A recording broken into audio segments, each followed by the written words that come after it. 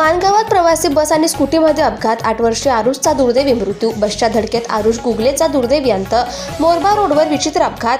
माणगाव तालुक्यातील दिघी महामार्गावर मोरबा रोड येथे भयानक अपघात झाल्याचे घटना घडली असून या अपघातात दुर्दैवी एकाचा मृत्यू झाला.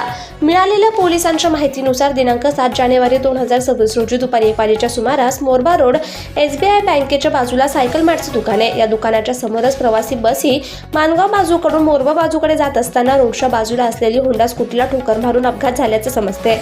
यामध्ये 8 वर्षीय आरुष समीर गुगले राहणार निळगुण याला गंभीर दुखापत होऊन दुर्दैवाने त्याचा मृत्यू झाला.